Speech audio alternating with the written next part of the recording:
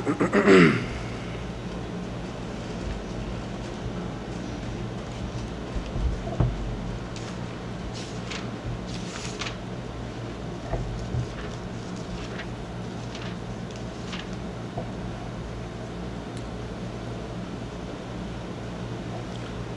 الحمد لله نحمده ونستعينه ونستغفره ونعوذ بالله من شرور أنفسنا ومن سيئات أعمالنا من يهده الله فلا مضل له ومن يضلل فلا هادي له أشهد أن لا إله إلا الله وحده لا شريك له وأشهد أن محمدًا عبده ورسوله أما بعد أعوذ بالله السميع العليم من الشيطان الرجيم من همزه ونفخه ونفثه بسم الله الرحمن الرحيم اتبعوا ما أنزل إليكم من ربكم ولا تتبعوا من دونه أولياء قلیلا ما تذکرون۔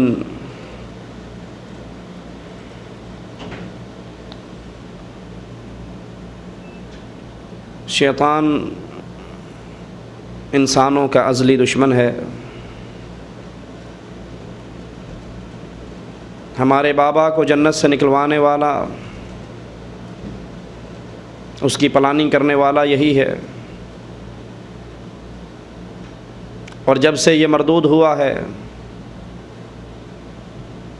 آدم کی اولاد کے پیچھے ہے۔ بظاہر اس کے شر کو سب جانتے ہیں۔ اگر شیطان کے روپ کے اندر آ جائے اور انسانوں کو گمراہ کرنا چاہے تو گیا گزرا انسان بھی اس کی بات نہیں مانے گا، کہے گا تو شیطان ہے، میں جانتا ہوں۔ اسی لیے اس نے ہمیشہ ایسے دروازوں کو استعمال کیا جن کے ذریعے سے وہ اپنا اثر انسانوں پر ڈال سکے۔ ان کی بھلائی کی صورت بنا کر آتا ہے، ان کی ان نازک رگوں پہ ہاتھ رکھتا ہے، دکھتی ہوئی رگ کو چھیڑتا ہے اور انسان کو اپنے جال کے اندر پھنسا لیتا ہے۔ اس کا ایک طریقہ واردات محبت کے روپ کے اندر وار کرنا، کہ انسان جن لوگوں سے محبت کرتا ہے وہ اسی محبت کو ایسی شکل دے دیتا ہے کہ اس کی محبت میں ڈوبتے ہوئے انسان اللہ کی محبت سے نکل جاتے ہیں۔ جیسے اس نے عبداللہ ابن سبا یہودی کو استعمال کیا، اور عبداللہ ابن سبا یہودی نے حضرت علی اور اہل بیت کی محبت کو استعمال کیا، اور سب سے پہلے یہ نعرہ لگایا کہ علی علی نہیں ہے، علی الہ ہے۔ اللہ علی کی شکل میں دنیا پہ آ چکا ہے۔ ہمارے آج کل بھی انڈیا پاکستان کے اندر یہ قوالیاں چلتی ہیں، دھما دھم مست کلندر، علی کا پہلا نمبر، علی دم دم کے اندر۔ ہندو کہتا ہے ہر کنکر میں شنکر، تو عبداللہ ابن سبا نے جو عقیدہ پھیلایا کہ علی دم دم کے اندر، ہر دم میں علی ہے۔ استعمال کیسے کیا؟ علی کی محبت، اہل بیت کی محبت، فاطمہ کی محبت، حسنین کی محبت کس مسلمان کے دل میں نہیں ہے؟ اس محبت کو استعمال کرتے ہوئے ان کو وہ عمل اور وہ عقیدے سکھائے کہ انسان اللہ سے تعلق توڑ کر شرک کی وادی میں داخل ہو جاتا ہے۔ یہی کھیل قوم نوح کے ساتھ کھیلا تھا۔ قوم نوح کے جب اولیاء اللہ اٹھ گئے، اس نے پیچھے بچنے والوں سے کہا کہ ان کی مورتیاں بنا کر مسجد میں رکھ لو، ان کو دیکھ دیکھ کر تمہیں یاد آئے گا یہ کیسے اللہ کی عبادت کرتے تھے، تم بھی وہی کام کرو گے۔ نسلیں گزری، اس نے کہا پچھلی نسل تمہارے آباء و اجداد اصل میں ان کے سامنے سجدہ ریز ہوتے تھے۔ سب سے پہلے آغاز میں محبت کو لاتا ہے، اور محبت کے روپ میں آ کر بزرگوں سے محبت، بڑوں سے محبت، اولیاء اللہ سے محبت، اس محبت کے پیچھے پھر شرک کے دروازے کو کھول کر انسان کو ہمیشہ کے لیے مشرک بنا دیتا ہے۔ یہی وار اس نے امت محمد علیہ الصلاۃ والسلام سے بھی کھیلا۔ اسی لیے عبداللہ ابن عباس جب حضرت علی کے کچھ فتاوا کو منگواتے ہیں، پڑھتے ہیں، جو حضرت علی نے ارشاد نہیں فرمائے تھے، اسی ابن سبا یہودی کے ٹولے نے ان کے نام پر مشہور کر رکھے تھے، فرمایا یہ فتوے علی نے نہیں دیے، یہ فتوے علی نے نہیں دیے، اور علی اگر یہ فتوے دیتے تو گمراہ ہو جاتے۔ غور کیجئے ابن عباس رضی اللہ عنہما کی اس بات پر کہ علی اگر یہ فتوے دیتے تو گمراہ ہو جاتے، کیا یہ کہہ دینا کافی نہ تھا کہ علی نے یہ فتوے نہیں دیے؟ نہیں، وہ شیطانی وار جو محبت کے روپ میں ہوتا ہے، اس کے آخر تک ابن عباس پہنچ کر اس کی جڑیں کاٹ رہے ہیں کہ اگر کوئی علی کی محبت میں اتنا بڑھ چکا ہے تو وہ سن لے کہ علی معصوم نہیں تھے، اگر علی بھی یہ فتوے دیتے تو گمراہ ہو جاتے۔ یہی آج ہماری پاک و ہند کے رہنے والے، بر صغیر کے رہنے والے بد نصیبوں کی کیفیت ہے کہ ہمیں بھی علماء کی محبت، بزرگوں کی اندھی عقیدت اتنی پٹی پڑھائی گئی ہے کہ ان کا نام لے کر ان کے بڑے بھاری بھرکم وجود کو سامنے رکھ کر شیطان نے ان کے ذریعے وہ عقیدے ہمارے اندر داخل کر دیے جس سے اللہ کا قرآن اور محمد الرسول اللہ کا فرمان بیزار ہے۔ انہی ہستیوں میں سے ایک حضرت مولانا رشید احمد گنگوہی صاحب کی ہستی ہے۔ یہ معاشرے کے اندر بہت بڑے بزرگ ہیں، بہت بڑے ولی ہیں، ان کا بڑا مقام، ان کی بڑی شان، ان کا بڑا فضل، اور ان کی کتابیں گھر گھر کے اندر موجود ہیں۔ اب بے علم طبقہ، ان پڑھ طبقہ جو دین کے اصولوں تک نہیں پہنچ سکا، ان کے سامنے صرف ان کی ذات ہے، اور ان کی کتابوں کو پڑھ کر وہ اللہ کے قرآن، رسول اللہ صلی اللہ علیہ وسلم کے فرمان اور ان کی ملفوظات کے درمیان فرق ہی نہیں کر سکتا۔ وہ کہتا ہے اتنے بڑے حضرت تھے، اتنے بڑے شیخ تھے، اتنے بڑے بزرگ تھے، اتنے بڑے پیر تھے، یہ بھی غلط کہتے ہوں گے؟ جو لکھا ہے بالکل ٹھیک لکھا ہے۔ اور اسی مرض کا علاج قرآن حکیم اس آیت میں بیان فرما رہا ہے، اتبعوا ما انزل الیکم من ربکم ولا تتبعوا من دونہ اولیاء۔ اتباع صرف ایک اللہ کی، اتباع صرف اس چیز کی جو اللہ نے آسمان سے اتاری، اور آسمان سے اتاری گئی چیز کیا ہے؟ اللہ کا قرآن، رسول اللہ صلی اللہ علیہ وسلم کا فرمان۔ وَلَا تَتَّبِعُوا مِن دُونِهِ أَوْلِيَاءَ، اس اللہ کی طرف سے منزل من اللہ شے کو چھوڑ کر کسی کے پیچھے نہ چلنا، نہ کسی دوست کے، نہ کسی ولی کے، نہ کسی بڑے کے، نہ کسی چھوٹے کے۔ کیوں؟ ان کی گارنٹی اللہ نے نہیں دی، ان پر پہرے اللہ نے نہیں بٹھائے، ان کی حفاظت اللہ نے نہیں کی۔ اللہ نے حفاظت کس کی؟ وَمَا يَنطِقُ عَنِ الْهَوَىٰ إِنْ هُوَ إِلَّا وَحْيٌ يُوحَىٰ۔ یہ محمد رسول اللہ صلی اللہ علیہ وسلم کی حفاظت ہے کہ یہ جب بھی کلام کرتے ہیں اپنی مرضی سے نہیں کرتے، جو ان کی دل میں تمنائیں آتی ہیں اس کے مطابق زبان کو حرکت نہیں دیتے۔ یہ تو زبان کو تب حرکت دیتے ہیں جب عرش والا حرکت دینے کی اجازت دیتا ہے۔ اب یہ شان اور کسی کی نہیں، یہ فضل اور کسی کا نہیں، یہ مقام اور کسی کا نہیں کہ کوئی اللہ کے اذن سے کلام کرتا ہو، یہ شان صرف محمد الرسول اللہ کی۔ ہمارے ہاتھ میں ان کی کتاب تذکرۃ الرشید، جس کو ادارہ اسلامیات 190 انارکلی لاہور نے شائع کیا ہے۔ آئیے ذرا اس کتاب کے اندر موجود ملفوظات کو قرآن اور حدیث کے اوپر پیش کرتے ہیں۔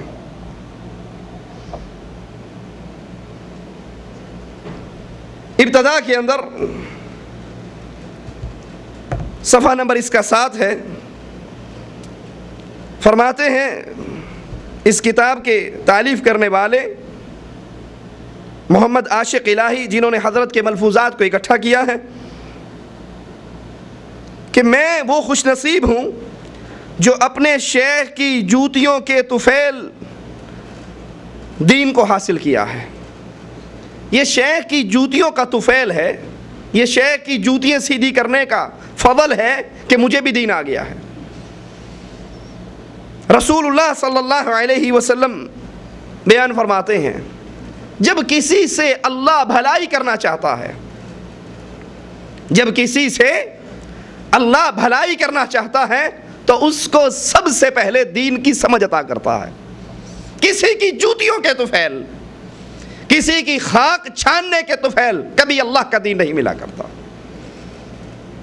وگرنہ رسول اللہ صلی اللہ علیہ وسلم کی جوتی ابو طالب نے سیدھی نہیں کی، جوتیاں ہی سیدھی نہیں کی، گھر میں پالا بھی ہے، نہلایا بھی ہے، کپڑے بھی پہنائے ہیں، کنگھی بھی کی ہے، تیل بھی لگایا ہے، خدمت بھی کی ہے، سفر میں بھی ساتھ رکھا ہے۔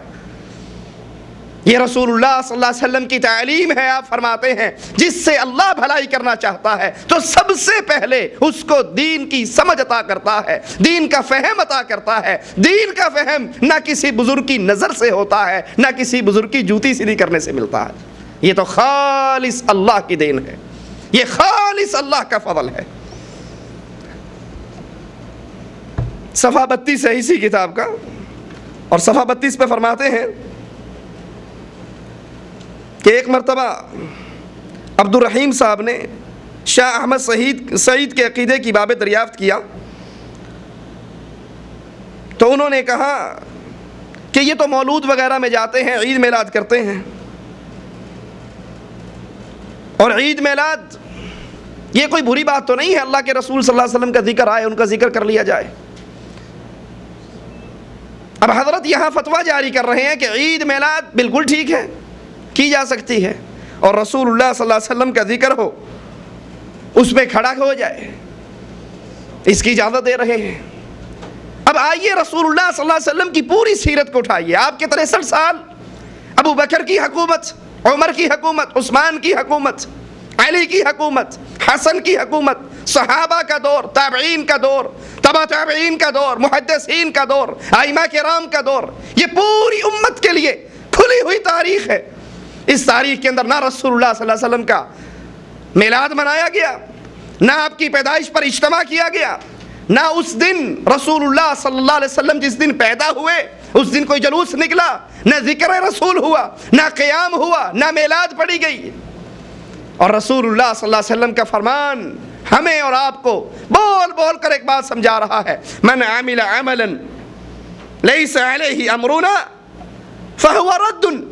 جس نے کوئی ایک ایسا کام کیا جس پر رسول اللہ صلی اللہ علیہ وسلم کی مہر نہیں، وہ عمل مردود عمل ہے۔ اگر یہ عید میلاد، اور انڈیا پاکستان میں دیوبندی اور بریلویوں کے درمیان اسی پر لڑائی ہے، لیکن یہاں حضرت بذات خود اس کی اجازت دے رہے ہیں۔ اگر یہ سنت رسول ہوتی تو اس پر سب سے پہلے صحابہ کرام کی جماعت عمل نہ کرتی۔ ابن عمر رضی اللہ عنہ وارضا ایک جگہ سے گزر رہے ہیں، پاؤں کی ٹھوکر لگتی ہے، اپنے ساتھی سے پوچھتے ہیں کیا خیال ہے، یہ ٹھوکر لگی ہے یا میں نے کھائی ہے؟ کہا عقل مند بندہ کہاں ٹھوکر کھاتا ہے، یہ تو آپ کو لگی ہے۔ کہا نہیں، میں اپنے نبی کے ساتھ اسی مقام سے گزرا اور میرے نبی کو ٹھوکر لگی، میں نے نبی کی محبت میں آ کر جان کے ٹھوکر کھائی ہے۔ کیا وہ اللہ کے نبی صلی اللہ علیہ وسلم کی اتنی عظیم سنت کو چھوڑ دیتے؟ قطعاً نہیں۔ اللہ کے نبی کے اصحاب کرام تو وہ تھے کہ ایک ایک عمل پر اللہ کے نبی کی آنکھ کا اشارہ دیکھا کرتے تھے۔ اللہ کے نبی بیان فرماتے، ایک صحابی سونے کی انگوٹھی انگلی میں پہن کر آ گیا، آپ کے ماتھے کے تیور ہی بدلے۔ صحابہ نے کہا تیرے ہاتھ کے اندر سونا ہے اور مرد کے لیے جائز نہیں، اسی وقت اتارتے ہیں اور پھینک دیتے ہیں۔ باقی صحابہ کہتے ہیں اس کو اٹھائیے، اپنے گھر لے جائیے، تمہارے گھر والوں کے لیے تو جائز ہے۔ کہا جس مال کی وجہ سے محمد ناراض ہوئے ہیں میں اپنے گھر بھی اس کو نہیں لے کر جاتا۔ تو اتنا بڑا عمل محفل میلاد کا، جلوس نکالنے کا، ذکر کرنے کا، قیام کرنے کا، اگر یہ عمل سنت رسول سے ثابت ہوتا تو صحابہ اس پر عمل کرتے۔ صفحہ 35 سے حضرت خود فرماتے ہیں جس مدرسے میں رشید احمد صاحب پڑھا کرتے تھے اس کے راستے میں ایک مجذوب بیٹھا رہتا تھا اور آتے جاتے ہمیں ملا کرتا، ہم دور سے سلام کرتے، پاس نہ جاتے، بیچارے بہت محبت کی نظر سے ہمیں دیکھتے، پاس بلاتے، مگر ہمیں اپنے کام سے کہاں فرصت تھی، اور یہ بھی ڈر لگتا تھا کہ اگر کہیں مجذوبی نہ ہو جائیں اس کے ساتھ بیٹھ کر، نہ پڑھنے کے رہے نہ لکھنے کے۔ ایک مرتبہ انہوں نے ہمیں 2 امرود دیے، ہم نے ڈرتے ڈرتے لے تو لیے مگر کھائے نہیں۔ انہوں نے کئی مرتبہ کہا کہ بچے وہ تو نے کھا لیے، ہم نے ہاتھ میں دبائے اور چل دیے۔ گھر آ کر طاق میں چھپا دیے، ان میں سے ایک امرود ایک شخص نے اٹھایا اور اس کو کھا لیا، وہ کھاتے ہی مجذوب ہو گیا۔ مجذوب انڈیا پاکستان کی سڑکوں پہ آپ کو مل جائیں گے، نہ سر پہ کپڑا، نہ جسم پہ کپڑا، نہ پاؤں میں جوتی، ننگے دھنگے، مونچھیں بڑی ہوئی، رالیں ٹپک رہی، گندگی، کبھی غسل نہیں کیا، کبھی طہارت نہیں کی۔ ان کے بارے میں کہتے ہیں جی ان کو کچھ نہیں کہنا، یہ پہنچی ہوئی سرکار ہے۔ ہم بھی اتفاق کرتے ہیں وہ ضرور پہنچی ہوئی ہے، لیکن جہنم کے کنارے پر پہنچی ہوئی، ایک ہی دھکا لگے گا اور سیدھے اندر جائیں گے۔ ایک نے کھایا تو فوراً مجذوب ہو گئے، دوسرا یوں ہی سو کر کہہ گیا، اس کے بعد ہم نے ان کا راستہ ہی چھوڑ دیا۔ اب اس مجذوب کے اس امرود دینے میں کیا کمال ہے، کیا قیمت ہے، کیا تصرف ہے، اس کو کھاتے ہی ایسا اثر ظاہر ہوا کہ وہ پیر صاحب اس کے پیچھے ہو گئے اور خود بھی مجذوب ہو گئے۔ آئیے ذرا اس کو اٹھا کر رسول اللہ صلی اللہ علیہ وسلم کی ایک حدیث پر پیش کیجئے۔ اللہ کے نبی علیہ الصلوۃ والسلام فرماتے ہیں انسان کا دل رحمان کی انگلیوں کے درمیان ہے، جدھر چاہتا ہے اس کو پھیر دیتا ہے۔ اگر یہ امرود کھانے سے، ایک نظر ڈالنے سے اتنا تصرف ہے، اتنا کمال ہے، تو محمد الرسول اللہ صلی اللہ علیہ وسلم خود بیان فرماتے ہیں ان کے چچا کا آخری وقت آتا ہے، اللہ کے نبی جا کر سرہانے پر بیٹھتے ہیں اور سرہانے پر بیٹھ کر دعوت توحید دیتے ہیں۔ ابو جہل بھی موجود ہے۔ ابو جہل دعوت توحید کو سن کر کہتا ہے اے ابو طالب، کیا مرتے ہوئے تو اپنے باپ دادا کے دین کو چھوڑ کر مرے گا؟ اور اللہ کے نبی اپنے چہرے کو، اپنے کانوں کو چچا کے لبوں پہ رکھ کر کہہ رہے ہیں یا عمی قل لا الہ الا اللہ، چچا ایک ہی مرتبہ کہہ دے لا الہ الا اللہ۔ نبی زور بھی لگا رہے ہیں، نظر کرم بھی کر رہے ہیں، توجہ بھی ڈال رہے ہیں، لیکن اس کے باوجود چچا ایک ہی جواب کہتا ہے اموت علی دین عبد المطلب۔ اس بابا جی نے ایک امرود دیا جس کا کھانے سے انسان کی کیفیت ہی بدل گئی، اتنا تصرف، اتنا کمال، اور رسول اللہ صلی اللہ علیہ وسلم اپنے چچا پہ زور لگاتے رہے، منتیں کرتے رہے، کہتے ہیں میں پیتیوں پہ بیٹھا اور جگہ بناتا ہوا اپنے چچا کے سرہانے تک پہنچا، ہر طرح کی منت کر لی، لیکن چچا نے کہا اخترت النار علی العار، میں جہنم برداشت کر لوں گا، برادری کا ناک نہیں کٹوا سکتا۔ تو یہ کمال رسول اللہ کو نہ تھا؟ اللہ کے نبی تو دعا کرتے تھے یا مصرف القلوب یا مقلب القلوب، دلوں کو پھیرنے والا تو اللہ ہے، دلوں کو بدلنے والا تو اللہ ہے، انسان کی کیفیت کو چینج کرنے والا اللہ ہے۔ کیا یہ تصرف کہیں شرک کی وادی میں تو نہیں پھینک رہا؟ یہ مان کر کہ بزرگوں میں اتنا کمال ہوتا ہے، بزرگوں میں اتنی طاقت ہوتی ہے، بابا جی دائیں طرف سلام پھیرتے ہیں سارے حافظ بن جاتے ہیں، بائیں طرف سلام پھیرتے ہیں سارا نادرہ پڑھنے والے بن جاتے ہیں، یہ تصرف، یہ کمال محمد رسول اللہ میں کیوں نہ تھا؟ اللہ کے نبی کو یہ طاقت کیوں نہ تھی؟ اپنے چچا کو بٹھاتے جنہوں نے ساری عمر پالا پوسا، خدمت کی، ہر طرح کا پیار کیا۔ صحابہ پوچھتے ہیں اللہ کے نبی صلی اللہ علیہ وسلم آپ سے اتنا پیار کرتے تھے، کوئی فائدہ ہوگا؟ فرمایا جہنم کے وسط میں تھے، میرے ساتھ جو ان کا تعلق تھا وہ اسے کھینچ کر جہنم کے کنارے پہ لے آیا، پورا جسم آگ سے بچا دیا گیا، صرف 2 انگارے ان کے پاؤں کے نیچے رکھے جائیں گے جن سے ان کا دماغ ایسے کھولے گا جیسے چولہے پر ہنڈیاں کھولتی ہے۔ اللہ کے نبی صلی اللہ علیہ وسلم کی نظر میں یہ کمال نہیں کہ کسی کو، اب اس بابا جی نے امرود دیا اور اسے بھی اپنے جیسا بنا لیا، تو اللہ کے نبی نے امرود اپنے چچا کو کیوں نہ کھلایا؟ نہیں، دلوں کے حال بدلنے والا اللہ ہے، ہدایت دینے والا اللہ ہے۔ اسی لیے جب یہ چچا فوت ہوئے اور اللہ کے نبی صلی اللہ علیہ وسلم کو غم ہوا تو قرآن حکیم کی آیات اتر آئی، انک لا تہدی من احببت، اے پیارے جس کو تم چاہو راہ ہدایت پہ چلا دو، یہ آپ کا اختیار نہیں ہے، یہ اللہ کا اختیار ہے۔ وہ چاہے حبشہ کے بلال کو ہدایت دے دے، صہیب کو ہدایت دے دے، فارس کے سلمان کو ہدایت دے دے، نہ چاہے تو محمد کی پرورش کرنے والے ابو طالب کو ہدایت نہ دے۔ یہ اختیار نہ بزرگوں کی کرامات میں ہے، نہ بزرگوں کی پھونکوں میں ہے، نہ بزرگوں کے امرودوں میں ہے، بلکہ یہ صفت ہے تو صرف ایک عرش والے اللہ کی۔ صفحہ 42 سے سنیے ذرا کرامت، جہاں شرک بیان کرنا ہوتا ہے اس پہ کرامت کا لیبل لگا دیتے ہیں، یہ بابا جی کی کرامت ہے، اور وہ کرامت قرآن و حدیث کے عقیدے سے یوں ٹکراتی ہے۔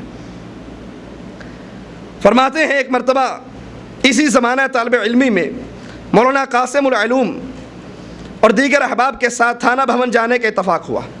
سارے مجمع نے آپ کے ساتھ آ کر نماز پڑھی. عشاء کا وقت تھا. نماز پڑھنے کے بعد واپس چلے. حضرات آپ کا جوتا تلاش کر رہے, کہیں نہیں ملا. اچانک رشید احمد صاحب کے استاد امداد اللہ مہاجر مکی صاحب وہ آئے. انہوں نے کہا حضرت آپ کا جوتا تبدیل ہو گیا. کہا جو چھوڑ کر گیا ہے جانے والا نمازی, ذرا وہ جوتا ہمیں دکھاؤ. وہ جوتا ان کو دکھایا گیا تو فوراً اس کو دیکھتے ہی کہنے لگے یہ جوتا تو حبیب الحسن کا ہے, جو مولانا قاسم کے ساتھیوں کا لڑکا تھا. اور اس قدر اجنبی, خود فرماتے ہیں اس قدر اجنبی تھا کہ اعلیٰ حضرت کو اس سے کبھی تعارف ہی نہیں ہوا تھا, لیکن جوتیاں دیکھتے ہی کشف ہو گیا, علم غیب پہنچ گیا. یہ جوتی پہننے والے کا نام یہ ہے, یہ فلاں کی جوتی ہے. اور ادھر حمزہ کی لاش ہے رضی اللہ عنہ وارضا. ان کی انگلیوں کو دیکھ کر حمزہ کی بہن پہچانتی ہے. اللہ کے نبی صلی اللہ علیہ وسلم کے سامنے زہر بھرا کھانا ہے, زہر بھرا گوشت ہے. حدیث کے مطابق بوٹیے بول کر کہتی ہیں نہ کھائیے, میرے اندر زہر ہے. اور رسول اللہ صلی اللہ علیہ وسلم وفات کے وقت کہتے ہیں عائشہ خیبر کے اندر جو زہر کھایا تھا وہ اب میری رگوں کو کاٹ رہا ہے. یہاں تو بزرگ صرف جوتی دیکھ کر ایک اجنبی کا نام بتا دیں, اس کا پتہ بتا دیں کہ میری جوتی فلاں پہن کر گیا ہے اور یہ جوتی فلاں کی ہے. اور اجنبی بھی اتنا ہے کہ کبھی اس کی حضرت سے تعارف نہیں, ملاقات نہیں ہے. یہ علم غیب نہیں تو اور کیا ہے؟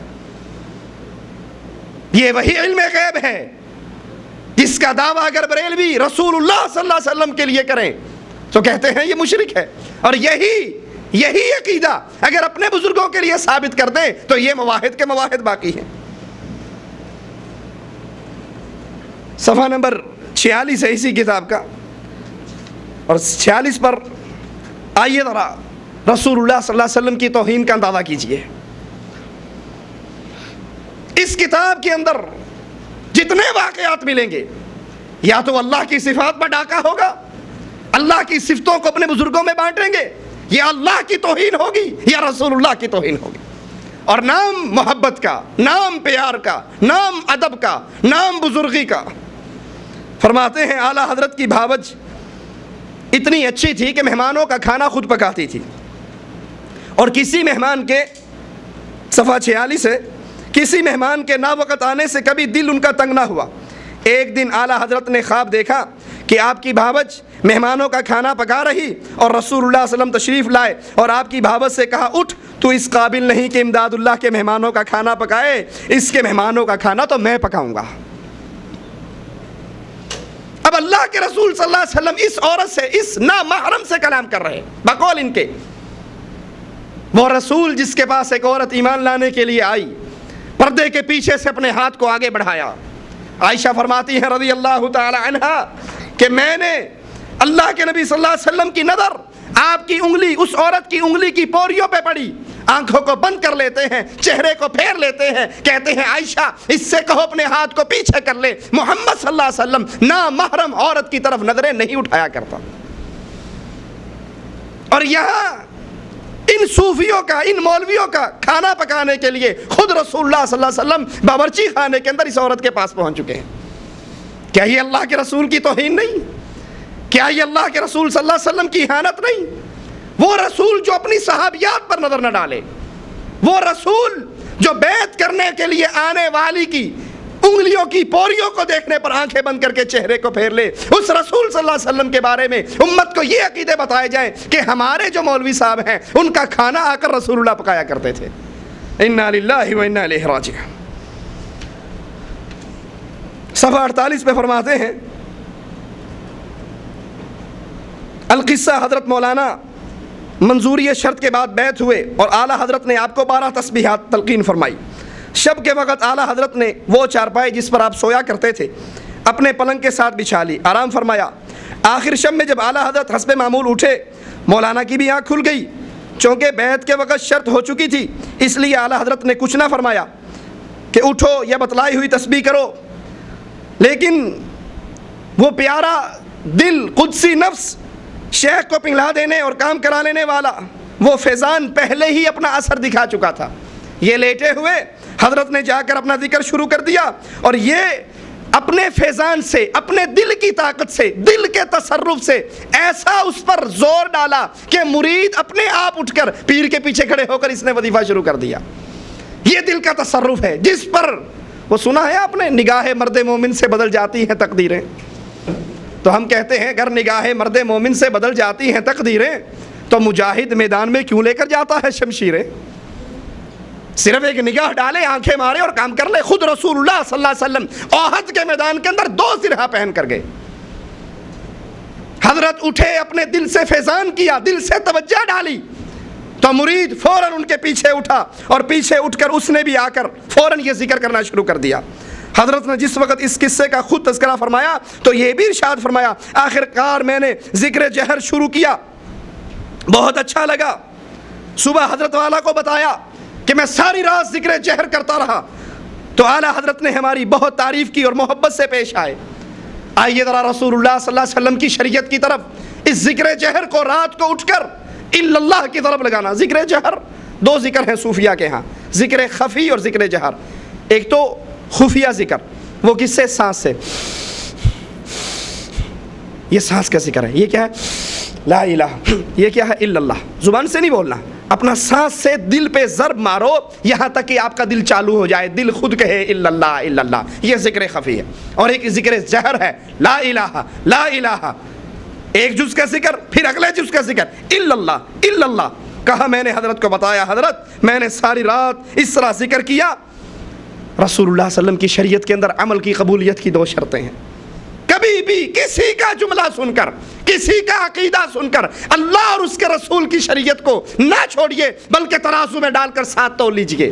اللہ کی رسول کی شریعت کے اندر عمل کی قبولیت کی 2 شرطیں. پہلی شرط وہ عمل اللہ کی رضا کے لیے ہو اور دوسری شرط وہ عمل محمد الرسول اللہ صلی اللہ علیہ وسلم کی سنت کے مطابق ہو. اور اگر سنت کے مطابق نہیں تو عمل کرنے والا کتنا ہی بڑا کیوں نہ ہو. خود رسول اللہ ایک صحابی کے گھر سے پاس سے گزرتے ہیں، اس کے گھر سے خون نکل رہا، پوچھتے ہیں یہ خون کیسا ہے؟ وہ جواب میں کہتے ہیں اللہ کے نبی صلی اللہ علیہ وسلم میں نے آج قربانی نماز سے پہلے ہی کر لی تاکہ نماز پڑھ کے آئیں، میری قربانی کا گوشت تیار ہو اور سب سے پہلے غریبوں کے گھر میں میری قربانی کا گوشت جائے. نیت اچھی ہے یا بری ہے؟ انتہائی اعلیٰ نیت. اور نیت آپ کی، میری اور شیخ صاحب کی نہیں، نیت محمد الرسول اللہ کے صحابی کی ہے صلی اللہ علیہ وسلم.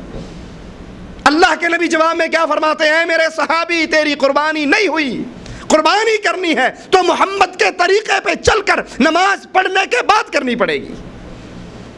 جس عمل پہ رسول اللہ صلی اللہ علیہ وسلم کی مہر نہیں وہ عمل اللہ کے نبی کی شریعت میں مردود عمل ہے.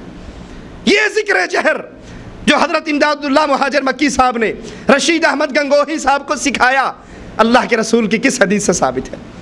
ابن مسعود رضی اللہ عنہ وارضا ایک مسجد میں داخل ہوتے ہیں، ذکر کرنے والے ذکر کر رہے نبی کی وفات کے بعد. حلقہ بندہ ہوا، ایک کہتا ہے سبحان اللہ، سارے کہتے ہیں سبحان اللہ، کہتا ہے کہو الحمدللہ، سارے کہتے ہیں الحمدللہ. اللہ اکبر. فرماتے ہیں ان بدعتیوں کی مسجد سے مجھے نکال لو.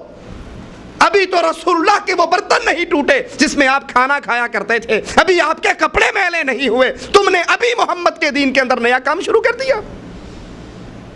یہ اس دور کے اندر رد کیا جا رہا ہے اور رد کرنے والے صحابی رسول ہیں. اگر یہ دین ہوتا تو اللہ کے نبی اپنے صحابہ کو سکھاتے، اور اگر یہ نبی نے نہیں سکھایا، حدیثیں خاموش ہیں، اس طرح کا عمل احادیث میں موجود نہیں ہے تو یہ عمل مردود ہے، کرنے والا بھی مردود ہے.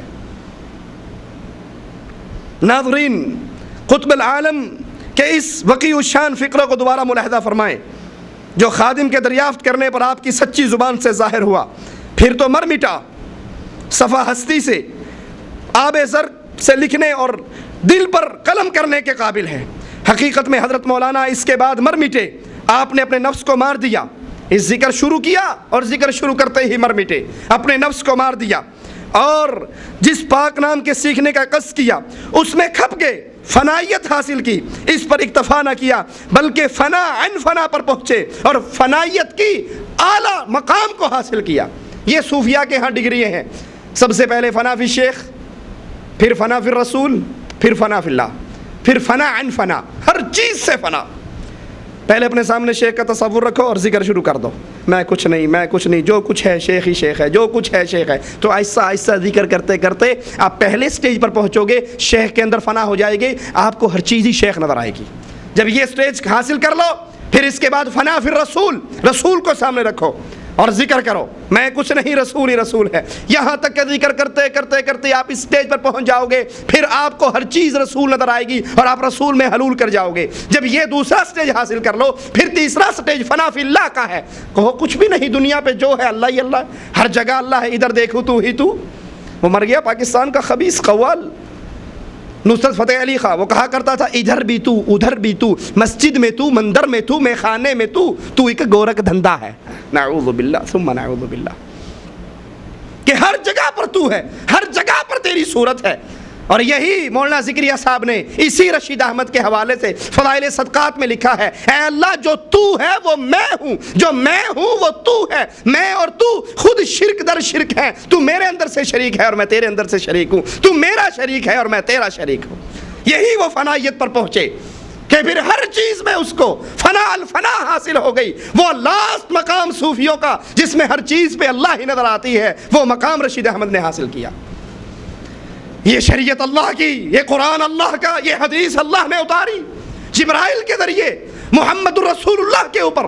سب سے پہلے اس شریعت پر عمل محمد رسول اللہ نے کیا صلی اللہ علیہ وسلم۔ وہ کوئی مسئلہ ہو، سب سے پہلے اس کے عامل محمد رسول اللہ ہے۔ نماز ہی کو لے لیجیے، اللہ کے نبی صلی اللہ علیہ وسلم ممبر پہ چڑھے، نماز پڑھی اور کہا اے میرے صحابہ، اس طرح نماز مجھے جبرائیل نے سکھائی۔ اے میرے صحابہ، اس طرح نماز جبرائیل کو رب نے سکھائی۔ سب سے پہلے اللہ کے نبی نے اس شریعت پر عمل کیا۔ تو کیا کسی حدیث سے یہ ثابت ہوتا ہے علی العرش استوى، جو اپنے عرش پر مستوی ہے، وہ کسی میں فنا نہیں ہوتی، کوئی اس میں فنا نہیں ہو سکتا۔ زمینوں سے اوپر آسمان، آسمانوں کے اوپر عرش، عرش کے اوپر کرسی اور پھر اللہ۔ یہی عقیدہ ہندوؤں کا ہے، پھینک کنکر نکلے شنکر، ہر کنکر میں شنکر۔ یہی عقیدہ عبداللہ ابن سبا یہودی کا تھا، اس نے کہا تھا علی دم دم کے اندر، ہر چیز میں علی۔ اور یہی عقیدہ، یہی خبیث عقیدہ ان صوفیاء کا ہے کہ پھر شیخ تصوف کے درجات کو طے کرتے کرتے اللہ کے اندر فنا ہو گئے اور فنائیت کا آخری مقام پایا۔ کیا یہ دعویٰ ابو بکر نے کیا؟ کیا اہل سنت کا یہ ایمان نہیں کہ اللہ کے نبیوں کے بعد افضل ترین ہستی ابو بکر کی ہستی ہے؟ خود رسول اللہ صلی اللہ علیہ وسلم فرماتے ہیں اے ابو بکر، اے ابو بکر، تجھ سے بہتر انسان پر سورج کبھی طلوع نہیں ہوا۔ کیا انہوں نے یہ دعویٰ کیا کہ میں اللہ میں فنا ہو گیا، میں رسول اللہ میں فنا ہو گیا؟ کیا بلال نے یہ دعویٰ کیا اپنے آقا کے بارے میں میں رسول اللہ میں فنا ہوا اور پھر میں اللہ میں فنا ہوا؟ یہ اللہ کی بھی توہین، رسول اللہ کی بھی توہین اور دین اسلام کی بھی توہین، اور یہ عقیدہ کفر کا عقیدہ ہے۔ اللہ کی مخلوق الگ شے ہے، وہ خالق الگ ہے۔ دونوں میں، مخلوق اور خالق میں ایک واضح فرق ہے۔ وہ خالق ہے، یہ مخلوق، وہ رازق ہے، یہ مرزوق، وہ حاکم ہے، یہ محکوم، وہ مولا ہے، یہ نوکر ہیں، یہ گداگر ہیں، یہ منگتے ہیں، یہ فقیر ہیں، یہ قلاش ہیں، یہ بھکاری ہیں، اور وہ غنی کرنے والا اللہ ہے۔ یہاں تک کہ آپ کو بیعت ہوئے اور ذکر بالجہر کرتے ہوئے ایک ہفتہ گزرا، 8ویں دن اعلیٰ حضرت شیخ العرب والعجم کی جانب سے دوسرا صلہ عطا ہوا اور واقع ہونے والی غیبی بشارت ان الفاظ سے صادر ہوئی کہ میاں مولوی رشید احمد، جو نعمت حق تعالیٰ نے مجھے دی تھی وہ میں نے آپ کو دے دی، اس کو آگے بڑھانا اب تمہارا کام ہے۔ جو تصوف کے سلسلے میں نے شروع کیے اور یہ تصوف کی جو نعمت مجھ تک پہنچی اللہ نے مجھے دی، اب میں نے تمہیں سینہ بہ سینہ چلا دی۔ چلتا ہے نا علم، سینہ بہ سینہ نقل ہوتا ہے۔ ذرا اللہ کے لیے غور کیجئے، یہ تصوف کی سینہ بہ سینہ نعمت جو اللہ نے بقول ان کے امداد اللہ صاحب کو دی، قرآن کی کس آیت کا ترجمہ ہے؟ حدیث رسول کون سی حدیث کا یہ ترجمہ ہے؟ یہ اللہ کے نبی صلی اللہ علیہ وسلم کو ملی، آپ نے اپنے صحابہ کو دی تو چلتی ہوئی اس تک آئی نا۔ ایک صوفی کا بڑا عجیب قول ہے، اس نے کہا اللہ اکبر. اس نے کہا جو یہ ظاہری علم ہے نا، نماز، روزہ، حج، زکوٰۃ، پاکستان کے وہ صوفی صاحب ہیں، میں ان کی پچھلے دنوں کتاب پڑھ رہا تھا، کہا یہ ظاہری علم ہے، نماز، روزہ، حج، زکوٰۃ، صدقہ، خیرات، یہ تو محفوظ رہا، لیکن جو اصل میں باطنی علم تھا نا، جو سینہ بہ سینہ چلا، وہ محفوظ نہ رہ سکا. اس لیے مجبوراً صوفیہ ادھر ادھر سے ڈنڈی مار کے اپنا کام چلاتے ہیں. میں نے کہا نعوذ باللہ، پھر یوں کہنا چاہیے کہ شریعت محمدیہ آدھی محفوظ رہی اور آدھی ضائع ہو گئی. اور جب شریعت ضائع ہوا کرتی ہے، آسمان سے نیا نبی اترا کرتا ہے. یہ تو محمد کی شریعت ہے صلی اللہ علیہ وسلم، جس کی حفاظت اللہ نے اپنے ذمے لے رکھی ہے. اس میں سے وہ باطنی علم ضائع کیسے ہو گیا؟ یہ اللہ پر بھی بہتان ہے، یہ رسول اللہ پر بھی بہتان ہے، اور یہ اللہ کی شریعت میں بھی بہتان ہے. صفحہ 51 ہے. فرماتے ہیں پھر حضرت مولانا کا ہاتھ پکڑ کر ایک جانب علیحدہ لے گئے اور یہ الفاظ فرمائے، اگر تم سے کوئی بیعت کی درخواست کرے تو اس کو بیعت کر لینا. امام ربانی فرماتے ہیں میں نے عرض کیا مجھ سے کون درخواست کرے گا؟ اعلیٰ حضرت نے فرمایا تمہیں کیا، جو کہتا ہوں وہ کرنا، جو بھی تمہارے سلسلے میں آ کر بیعت کرنا چاہے ان سے بیعت لے لینا. اب یہ بیعت کیا ہے؟ آئیے شریعت کی روشنی میں اس بیعت کو بھی دیکھ لیں. یہ بیعت انسان کا اپنے جسم کو بیچنا، اپنے آپ کو بیچنا، یا تو نبی کے ہاتھ پر یا خلیفہ کے ہاتھ پر. کس چیز کے بدلے؟ کہ اے نبی میں آپ کی اتباع کی بیعت کرتا ہوں، آپ کے ہاتھ پر اسلام لاتا ہوں. جیسے حدیث میں آتا ہے ایک شخص بیعت کرنے کے لیے آیا، اپنا ہاتھ آگے بڑھایا، پھر اپنا ہاتھ پیچھے کر لیا. اللہ کے نبی صلی اللہ علیہ وسلم پوچھتے ہیں کیا وجہ ہے تو نے ہاتھ کو آگے بڑھایا اور پھر اپنے ہاتھ کو پیچھے کیا، کیوں؟ کہنے لگا اللہ کے نبی صلی اللہ علیہ وسلم میرے گناہ ہیں، وہ مجھے یاد آئے. میں نے اپنی 7 بیٹیوں کو زندہ زمین میں درگور کیا ہے. میں نے ہاتھ اس لیے پیچھے ہٹایا، پہلے مجھے یہ بتائیے کیا میرے گناہ معاف ہو جائیں گے؟ اگر معاف ہوں گے تو بیعت کرتا ہوں، اور اگر یہ گناہ باقی رہیں گے تو پھر بیعت کرنے کا کیا فائدہ؟ نبی کی بیعت کیوں کی جاتی ہے؟ کہ سابقہ سارے گناہ اسلام لانے کے بعد معاف ہو جاتے ہیں. نبی کی بیعت ہے. یہ بیعت انسان اپنے آپ کو نبی کے لیے، نبی کے حوالے کر دیتا ہے، اور پھر نبی کی ذمہ داری ہوتی ہے، اسلامی حکومت کی ذمہ داری ہوتی ہے، وہ اس انسان کی مال، جان، عزت کی حفاظت کرے.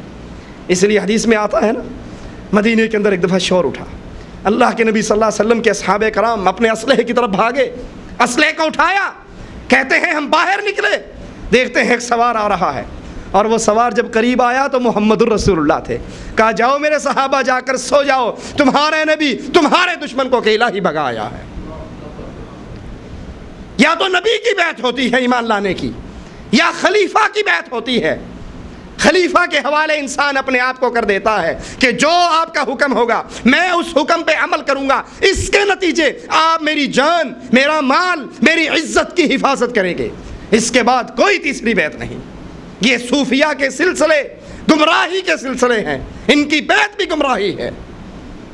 کہتے ہیں جی آپ تو مانتے نہیں، من لا شیخ لہو فشیخہ شیطان، جس کا کوئی شیخ نہیں اس کا شیخ شیطان ہے. یہ کس نے فرمایا؟ یہ اللہ کے نبی کی حدیث کس کتاب کے اندر ہے؟ یہ کہاں موجود ہے؟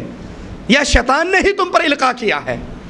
جس کا کوئی شیخ نہیں اس کا شیخ شیطان ہے، جس کا کوئی پیر نہیں اس کا پیر شیطان ہے، جس کا کوئی پیر نہ ہو اس کا شیطان ہے. اور ہم نے تو پیر محمد الرسول اللہ کو پکڑا ہے، ہم نے تو امام محمد الرسول اللہ کو پکڑا ہے، ہم نے تو قائد، لوگوں کا قائد محمد علی جناح ہوگا قائد اعظم. ہمارے قائد اعظم محمد الرسول اللہ ہے، ہمارے امام اعظم محمد الرسول اللہ ہے. اور جس کو محمد الرسول اللہ قائد کے طور پہ مل جائیں اس کو کوئی اور پیر پکڑنے کی ضرورت باقی ہی نہیں رہتی. تو یہ بیعت کا طریقہ اسلام کے خلاف ہے، شریعت کے خلاف ہے. بیعت کہتے ہیں اپنے آپ کو بیچنا، اپنے آپ کو کسی کے سپرد کرنا. وہ نبی کے ہوتا ہے یا نبی کے خلیفہ کے لیے ہوتا ہے. جہاد کی بیعت ہوتی ہے، اس کے علاوہ یہ صوفیہ کی بیعت، شریعت میں اس کا کوئی مقام نہیں. امام ربانی صفحہ 52 ہے کہ ماموزاد بھائی، بچپنے کے دوست مولوی ابو نصر فرماتے ہیں کہ تھانہ بھون سے واپس آ کر یہ بیعت کرنے کے بعد جب واپس آئے، حضرت کا قیام میرے مکان پر تھا. آدھی رات کو آپ اٹھتے، سیدھی مسجد کی طرف جاتے، پیچھے پیچھے میں بھی لگا ہوا مسجد میں آ جاتا. جس وقت حضرت ذکر جہر کرتے, بلند آواز سے اللہ کی ضربیں مارتے, تو ایسا معلوم ہوتا کہ ساری مسجد کانپ رہی ہے. ان کے ذکر میں اتنی طاقت تھی کہ مسجد بھی برداشت نہیں کر سکتی. پچھلے ہی دنوں میں ایک صوفی صاحب کی کتاب پڑھ رہا, وہ فرماتے ہیں کہ ان کے پیر صاحب مسجد میں آ کر بیٹھے پہلی صف میں, تو خستہ حالت کپڑے تھے, معززین شہر آئے, انہوں نے پیچھے کر دیا, پچھلی صف میں آ گئے, پچھلی والوں نے اور پیچھے کر دیا. یہ کرتے کرتے کرتے کرتے جب جمعہ شروع ہونے لگا تو مسجد سے باہر نکل چکے تھے. ان کو اتنا غصہ آیا, اتنا جلال آیا, واللہ اتنا جلال آیا. ساری جماعت سجدے میں گئی تو جلال میں آ کر کہنے لگے, مسجد ساری جماعت سجدہ کرتی ہے, تو سجدہ کیوں نہیں کرتی؟ یہ کہنے کی دیر تھی پوری مسجد دھڑم سے نیچے گر گئی. سارے مصلی کی نماز پڑھنے والے مر گئے. میں نے کہا بڑا ثواب کا کام کیا, 1000 نمازیوں کو مار دیا. ایک مسلمان کو مارنا پورے کائنات کو مارنے کے برابر ہے, اس نے تو 1000 نمازی مارے ہیں. یہ کہاں کا پیر ہے؟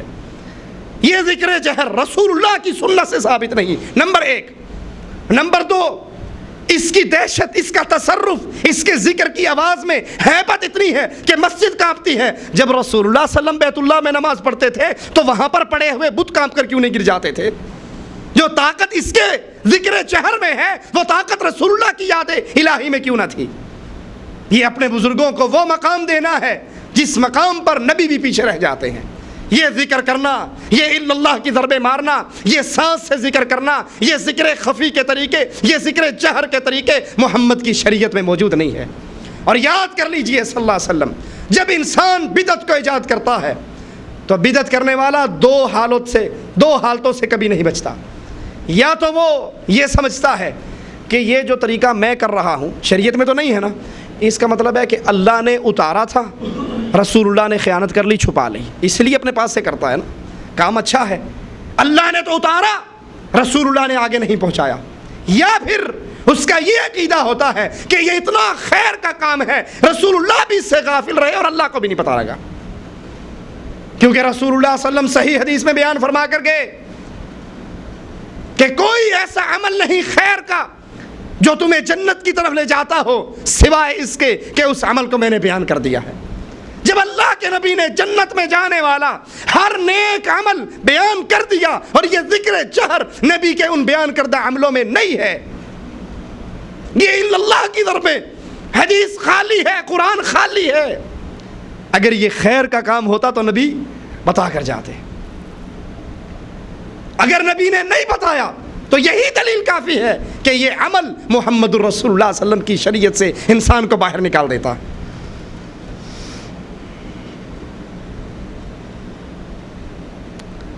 یہ ایک عجیب سما تھا. جو قدسی نفس اللہ کا بندہ اپنے آپ کو یوں سمجھتا ہو کہ دنیا ایسی بے وقوف کیوں ہونے لگے گی. حضرت نے کہا تھا نا, بیعت لے لینا, جو تم سے بیعت کرے. مجھ نا اہل و بیکار محض کو کچھ سمجھے گی. اپنے وطن میں واپس آئے, ایک عورت بیعت کرنے کی درخواست لے کر حضرت کے پاس پہنچی. حضرت نے شرم سے اپنی گردن کو جھکا لیا. اس نے پھر درخواست کی, حضرت نے بات نہ مانی. کچھ عرصے بعد امداد اللہ مہاجر مکی صاحب حضرت کے پاس پہنچ گئے. اب یہ بی بی, اس کو سنہری موقع مل گیا. سنہری موقع کیا کہ اپنے پیر کی شکایت دادا پیر کو کرے. تو وہ بھی پہنچ گئی, حضرت بھی بیٹھے ہوئے, اعلیٰ حضرت بھی بیٹھے ہوئے, امام ربانی بھی بیٹھے ہوئے, اور اس نے درخواست کی کہ حضرت میں تو عقیدت سے حاضر ہوئی ہوں, ان کی بیعت کرنا چاہتی ہوں, یہ میری بیعت ہی نہیں لیتے. تو اعلیٰ حضرت نے فوراً اس درخواست کنندہ عورت کے گھر لے کر گئے اور وہاں لے جا کر اس بی بی کو اس حضرت کی بیعت کروائی. اب سوچئے, عورت اس کے پاس چل کر آ رہی ہے, یہ چل کر عورت کے مکان پر جا رہے ہیں, اور اللہ کے نبی صلی اللہ علیہ وسلم کیا فرماتے ہیں, جہاں عورت اور مرد ہو تیسرا کون ہے؟ اللہ کے نبی صلی اللہ علیہ وسلم کے پاس ایمان لانے کے لیے تو بیعت کرنے کے لیے عورتیں آتی جو پردے کے پیچھے سے بیعت کرتی, اور قرآن نے حکم دیا کہ مومنات کی بیعت لیجئے. جب یہ بیعت کریں کہ ہم زنا نہیں کریں گی, چوری نہیں کریں گی, تو ان کی بیعت لیجئے. اس کے علاوہ یہ تصوف کے یہ طریقے نہ یہ رسول اللہ سے ثابت ہیں, نہ اللہ کے قرآن سے ثابت ہیں. جب یہ شریعت سے ثابت نہیں ہے تو اس سلسلے کے اندر نہ محرم عورتوں کے گھر جانا اور ان کو اپنے گھر پہ بلانا یہ تو چھوٹی بات ہے. ابھی ذرا قصے اس سے بھی آگے کھولیں گے تو حضرت ابھی عورتوں کو اپنے گھر بلا رہے ہیں, پھر بیویوں کی رنڈیوں کے کوٹھے پر بھی جائیں گے, وہ قصہ آئے گا اس سے آگے. اس سے آگے بیان ہوگا۔ یہ صفحہ 57 ہے۔ یہاں پر ایک شخص آ کر امداد اللہ مہاجر مکی سے شکایت کرتا ہے۔ اپنے استاد مولانا عبد المومن صاحب کی زبانی میں نے سنا، ایک مرتبہ کسی شخص نے اعلیٰ حضرت امداد اللہ مہاجر مکی کی خدمت میں شکایت کی کہ رشید احمد باوجود عالم ہونے کے ان کا اخلاق اچھا نہیں۔ اعلیٰ حضرت نے یوں فرمایا، میاں غنیمت سمجھو کہ مولانا آبادی میں رہتے ہیں، میرا رشید تو درجۂ ملوکیت پر پہنچ چکا ہے، اگر اللہ کو اصلاح خلق کا کام لینا نہ ہوتا تو آج خدا جانے کس پہاڑ کی کھو میں بیٹھا ہوتا۔ یہ ایک محمد الرسول اللہ کی شریعت ہے، پہاڑوں میں جا کر رہنا، یا عیسائیوں کی رہبانیت ہے؟ یہ عیسائیوں کے ہاں رہبانیت ہے کہ جنگلوں میں چڑھ جاؤ، پہاڑوں میں چڑھ جاؤ، آبادیوں کو چھوڑ جاؤ۔ رسول اللہ صلی اللہ علیہ وسلم کے پاس ایک صحابی حضرت عثمان آ کر درخواست کرتے ہیں کہ میں عورتوں سے کنارہ کشی کرنا چاہتا ہوں، میں عورتوں سے علیحدہ ہو کر صرف یاد الہی میں لگا رہنا چاہتا ہوں۔ اللہ کے نبی اس کو اجازت نہیں دیتے اور کہتے ہیں، عثمان کیا تمہارا اس چیز پر ایمان نہیں جس پر محمد الرسول اللہ کا ایمان ہے؟ میری بیویاں ہیں، میں شادیاں کرتا ہوں، میں ان کے حق ادا کرتا ہوں، میں اللہ کو بھی یاد کرتا ہوں۔ خود رسول اللہ صلی اللہ علیہ وسلم کے شاگرد اللہ کے نبی صلی اللہ علیہ وسلم کے گھر آتے ہیں، حضرت عائشہ سے سوال کرتے ہیں اللہ کے نبی کی عبادت کے بارے میں۔ حضرت عائشہ دن و رات کے اعمال صحابہ کرام کو بتاتی ہیں۔ اب وہ 3 صحابہ کہتے ہیں، یہ تو نبی ہیں، اتنی محنت کرتے ہیں، ہم تو عام مسلمان ہیں، ہمیں تو نبی سے بڑھ کر کچھ کرنا چاہیے۔ ایک نے کہا، میں ساری عمر شادی نہیں کروں گا، نہ شادی ہوگی، نہ بچے ہوں گے، نہ دنیا کا جھنجٹ ہوگا، اللہ اللہ ہی لگا رہوں گا۔ دوسرے نے کہا، میں افطاری نہیں کروں گا، میں قیام ہی کرتا رہوں گا۔ اللہ کے نبی صلی اللہ علیہ وسلم گھر لوٹے، حضرت عائشہ نے قصہ سنایا، اللہ کے نبی باہر گئے، ان تینوں کو پکڑا اور کہا، میں تم میں سب سے زیادہ اللہ سے ڈرتا ہوں، سب سے زیادہ اللہ کی معرفت بھی مجھے، اللہ کا ڈر بھی میرے اندر۔ سنو، میں نے شادی بھی کی ہے، میں بیویوں کے حق بھی ادا کرتا ہوں، میں قیام بھی کرتا ہوں، میں سوتا بھی ہوں، میں روزے بھی رکھتا ہوں، افطاری بھی کرتا ہوں۔ من راغب عن سنتی فلیس منی، جس نے میری سنت کو چھوڑا وہ میرے سے کوئی تعلق نہیں رکھتا۔ اور یہاں تعلیم یہ ہے کہ اگر لوگوں کی اصلاح مقصود نہ ہوتی تو پہاڑ کی غاروں میں بیٹھ کر، وہاں پر بیٹھ کر ضربے لگاتے اور وہاں پر بیٹھ کے ذکر اذکار کرتے۔ یہ دین محمد الرسول اللہ کا دین نہیں ہے۔ اس دین کے اندر معاشرے میں رہ کر اللہ کی عبادت کرنی ہے، معاشرے میں رہ کر اللہ کو یاد کرنا ہے۔ ایک ایک عمل معاشرے میں رہتے ہوئے، وہ تجارت ہو، وہ کاروبار ہو، وہ بیویوں کا حق ادا کرنا ہو، وہ دنیا کے معاملات ہو، جب سنت رسول کے مطابق ہوگا تو آپ کی یہ ساری زندگی اللہ کے ہاں عبادت بن جائے گی۔ حدیث میں آتا ہے، اللہ کے نبی نے فرمایا، جب تم اپنی بیویوں کے پاس جاتے ہو، ان کا حق ادا کرتے ہو، اس پر بھی اللہ تمہیں اجر دیتا ہے۔ ایک صحابی نے کہا، اللہ کے نبی یہ کیا عجیب بات ہے، یہ تو خالص ہمارا ذاتی مسئلہ ہے، نفسانی خواہش ہے، اس پہ بھی ثواب ملتا ہے؟ کہا ہاں، اس پہ بھی ملتا ہے۔ کہا کیوں، وہ کیسے؟ کہا اگر تم اپنی بیویوں کو چھوڑ کر حرام کاری کرو گے تو کیا تمہیں اللہ گناہ نہیں دے گا؟ کہا دے گا۔ کہا جب غیر پر دیکھنے پر گناہ ملتا ہے تو اپنی حلال جگہ کو استعمال کرنے پر اللہ تمہیں اجر بھی دیتا ہے۔ یہ دین محمد ہے صلی اللہ علیہ وسلم، جس پر یہودیوں نے اعتراض کیا تھا، کیا عجیب دین تمہارا نبی لے کر آیا ہے کہ تمہیں استنجے کرنے کے طریقے بھی سکھاتا ہے۔ اس دین کے اندر کوئی ایک مسئلہ ایسا نہیں جس کو اسلام نے پیاسا چھوڑا ہو، بیان نہ کیا ہو۔ صفحہ 61 ہے۔ امام ربانی کا دل بڑی جلدی نرم ہونے والا اور اللہ والوں کے نشان قدم پر جان نثار کرنے والا دل بھر آیا جب آپ نے اللہ کی قدوسی یادگار کی زیارت کو خانقاہ میں قدم رکھا۔ آپ شان کبریائی کا نظارہ کر رہے تھے کہ وہ قطب العالم کی پاک عبادت گاہ جس میں رحمت خدا مندی برسا کرتی تھی دن رات، جہاں شیخ الشیوخ کی اپنی اللہ جل شانوں کے سامنے ناک اور پیشانی رگڑی جاتی تھی، آج کس درجہ بری حالت کے اندر پڑی ہے۔ یہاں کسی زمانے میں ہو حق کے نعرے اور ذکر کی دل آویز آوازوں سے دیواریں گونجتی تھی۔ رشید احمد گنگوہی امداد اللہ کے مرنے کے بعد اس کی خانقاہ میں آئے جو بالکل بنجر بے آباد ہو گئی تھی۔ کہا کتنے ہی پیارے دن تھے جب یہاں پر ہو ہا کے نعرے گونجتے تھے اور ان آوازوں سے دل خوش ہوتا تھا۔ کیا رسول اللہ صلی اللہ علیہ وسلم کی مجلس کے اندر ہو ہا کے نعرے گونجے؟ اللہ کے لیے سوچئے، اللہ کی شریعت کو سامنے رکھیے، اور پھر ان لوگوں کو جن کو بڑے بڑے بزرگوں کے القاب دے کر ہمارے سامنے پیش کیا گیا، ان کے ملفوظات کو اٹھائیے اور اللہ کے رسول صلی اللہ علیہ وسلم کی احادیث کے مطابق پیش کیجیے۔ کیا اللہ کے نبی نے کبھی اور اللہ کے نبی کے صحابہ نے کبھی ہو ہاں کے نعرے لگائے؟ اگر لگائے تو دین، اور اگر نہیں لگائے تو یہ اللہ کے نبی کے دین میں اضافہ ہے، یہ بدعت ہے جس سے رسول اللہ صلی اللہ علیہ وسلم ساری عمر اپنی امت کو روکتے رہے۔ کل محدثۃ بدعہ، ہر نئی چیز بدعت ہے۔ ذکر بھی اسی طریقے پر ہوگا جس طریقے پر محمد الرسول اللہ صلی اللہ علیہ وسلم نے بیان کیا، نماز بھی اسی طریقے پر ہوگی جس طریقے پہ رسول اللہ صلی اللہ علیہ وسلم نے بیان کی۔ اور آج یہ جگہ مچھر، مکھی، پسو، مکڑا اور ان کی بنبناہٹ کے علاوہ کچھ نظر نہیں آتا۔ جس جگہ واصل باللہ سید المشائخ کا وہ نورانی مصلی بچھا کرتا تھا، جس کو ہاتھ لگ جانا بھی دنیا اپنے لیے نجات کا سبب سمجھتی تھی، آج وہاں گدھا بندھا ہوا ہے۔ اب اس جملے میں دو باتوں پر غور کیجئے۔ واصل باللہ سید المشائخ، سمجھتے ہیں کبھی واصل باللہ کیا معنی ہے اس کا؟ آپ نے اکثر سنا ہوگا فلاں حضرت کا وصال ہو گیا، سنا ہے نا؟ یہ واصل باللہ، وصال قرآن و حدیث کے الفاظ نہیں ہیں، صوفیہ کے الفاظ ہیں۔ کیا مطلب؟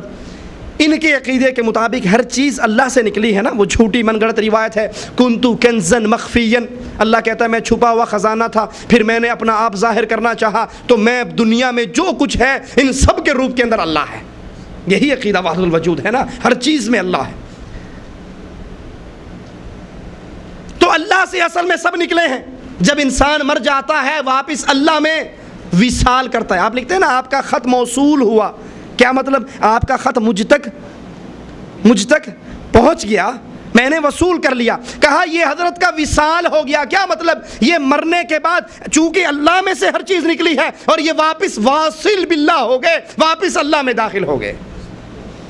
ابو جہل نے آ کر کہا تھا صف لنا ربک، اپنے رب کی صفات تو بیان کیجئے۔ من ای جنس ہوا، ام ہوا من فضہ ام ہوا من ذہب، وہ سونے کا ہے، چاندی کا ہے، کس جنس کا ہے؟ قرآن حکیم میرے رب کا تعارف کرواتا ہے، قل هو اللہ احد، اللہ ایک ہے، اللہ الصمد، بے نیاز ہے، لم یلد ولم یولد، نہ اس کی اولاد ہے نہ اس کے ماں باپ ہے، وہ تنہا ہے، اکیلا ہے، یکتا ہے، وحدہ لا شریک ہے، نہ کوئی اس میں سے نکلا ہے اور نہ کسی نے اس کی طرف وصال کیا ہے، نہ کوئی واصل باللہ ہے، نہ کوئی اللہ سے نکلا ہے، نہ اللہ میں داخل ہوا ہے، نہ اللہ کسی میں فنا ہوا ہے، نہ کوئی اللہ میں فنا ہوا ہے۔ یہی تو وہ کفر کا عقیدہ تھا جو عیسائیوں نے کہا تھا کہ تین مل کے اللہ بنتے ہیں، عیسیٰ، مریم، اللہ، یہ تین 1=3، یہی تو کفر تھا۔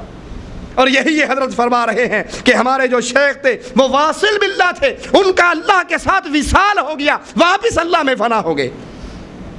اور ان کا مصلی کی شان کیا تھی؟ حضرت تو حضرت رہ گئے، حضرت کے مصلی کی شان یہ تھی کہ جو اس مصلی کو ایک مرتبہ ہاتھ لگا لیتا تو ان کے لیے وہ نجات کا سبب بن جاتا۔ اور محمد الرسول اللہ صلی اللہ علیہ وسلم رئیس المنافقین کے مرنے پر یاد کیجئے، حضرت کے مصلی کو چھونا نجات ہے، اور اللہ کے نبی کے بدن مبارک کو جو کرتا چھوتا رہا، جو آپ پہنتے رہے، وہ جا کے رئیس المنافق کو پہنایا، جنازہ پڑھا، اس کے منہ میں لعاب ڈالا، اس کے لیے دعائے مغفرت کی۔ مصلی کو چھونے سے اگر نجات ہوتی تو محمد تو اپنا کرتا پہنا رہے ہیں، اپنا لعاب دہن اس کے منہ میں ڈال رہے ہیں، اپنا اس کی قبر، اس کا جنازہ پڑھ رہے ہیں، اس کے لیے مغفرت کی دعا کر رہے ہیں۔ اور قرآن اعلان کر رہا ہے ایک مرتبہ مغفرت کی دعا کرنے والے 70 مرتبہ بھی دعا کرے گا تو رب پھر بھی نہیں بخشتا۔ کسی کے مصلوں کو ہاتھ لگا کر، کسی کے لوٹوں کو ہاتھ لگا کر، کسی کے بستروں کو ہاتھ لگا کر، کسی کی جوتیوں کو سیدھا کر کے، کسی کے کرتے پہن کر قیامت کے دن نجات۔ اسی لیے محمد الرسول اللہ صلی اللہ علیہ وسلم فرماتے ہیں اپنی بیٹی کو مخاطب کر کے، یا فاطمہ یا بنتی خذی من مالی ما شئتی، فاطمہ جو دل میں آتا ہے ہمارے مال میں سے اٹھا کر لے جاؤ، لیکن فاطمہ عمل کرنا، عمل کرنا، عمل کرنا۔ اگر قیامت کے دن تم پکڑی گئی تو محمد رسول اللہ تمہیں نہیں چھڑا سکیں گے۔ آپ نے فرمایا اے میری امت، کہیں یہ نہ ہو قیامت کا دن ہو، اونٹ تمہاری گردنوں کو اپنے منہ میں دبو چکا ہو، تم بلبلا رہے ہو، مجھے تلاش کر رہے ہو، اور حشر میں مجھے تلاش کر کے میرے پاس آؤ اور کہو اے نبی ہماری مدد کیجئے، وہاں پر میرا ایک ہی جواب ہوگا قد بلغت، میں دنیا میں پورا دین بیان کر چکا تھا۔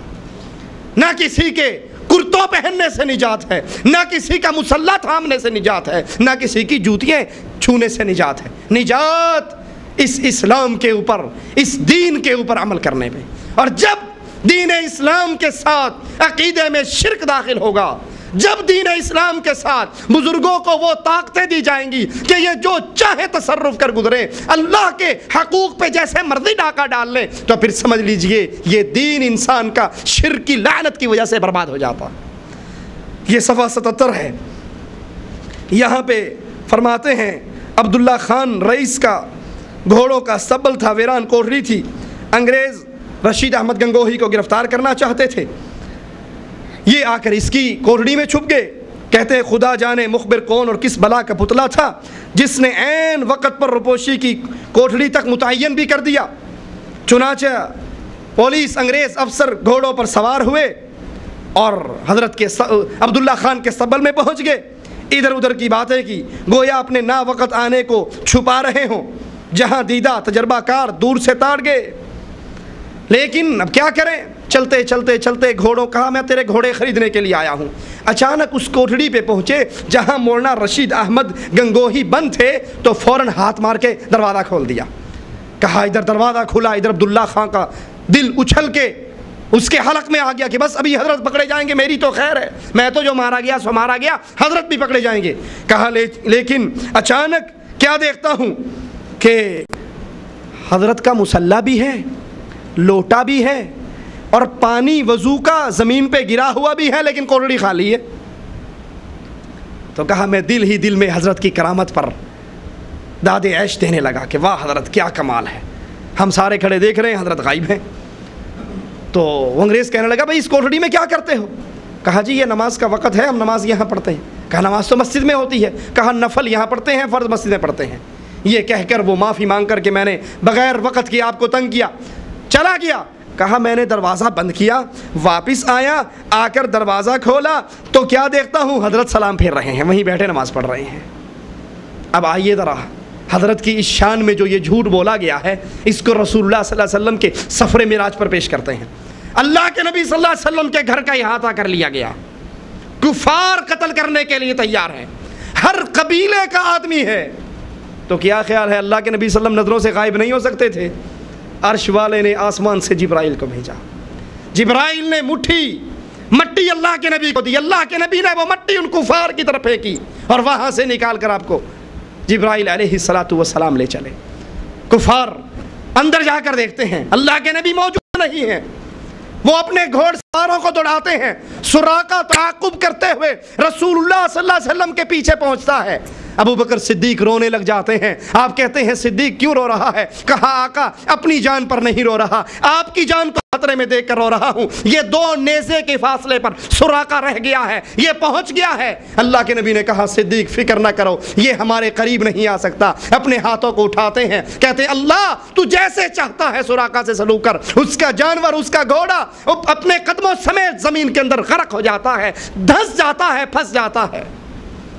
اللہ کے نبی صلی اللہ علیہ وسلم کو نکالنے کے لیے جبرائیل آتے ہیں، کفار پیچھے تعاقب کرتے ہیں، لیکن حضرت کو نبی سے بڑھ کر شان دی ہے کہ انگریز آ کر دروازہ کھولتا ہے تو مسلح خالی ہے، اور جب وہ چلا جاتا ہے اسی مسلح پہ کھڑے نماز پڑھ رہے ہیں۔